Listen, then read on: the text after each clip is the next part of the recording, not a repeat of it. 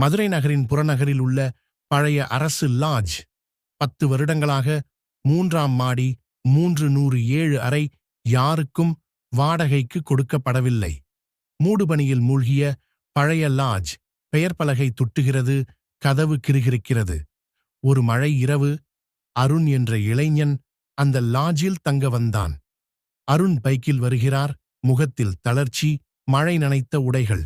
Lodge ரிசப்ஷனில் பேசுகிறார். அருண், ஒரு அறை இரவு மட்டும் வேண்டும். ஊழியர், சார், 307 மட்டும்தான் கிடைக்கும். ஆனா அந்த அறை. அருண், பேய் கதைகள்ல நான் நம்ப மாட்டேன். அது தாங்க. சரி. நள்ளிரவில் கதவு தட்டல். ஆனால் யாரும் இல்லை. அவன் கதவை திறக்கிறார். வழி காலி. அவன் திரும்பி படுக்கையில் படுத்துக்கொள்கிறான். கண்ணாடியில் ஒரு வெள்ளை நிழல், நீண்ட முடி கொண்ட பெண். பெண் கூறுகிறாள், அது என் அறை. அடுத்த நாள் ஊழியர் கதவை திறக்கிறார். அருண் காணாமல் போயிருக்கிறார். அவனது பொருட்கள் அங்கேயே.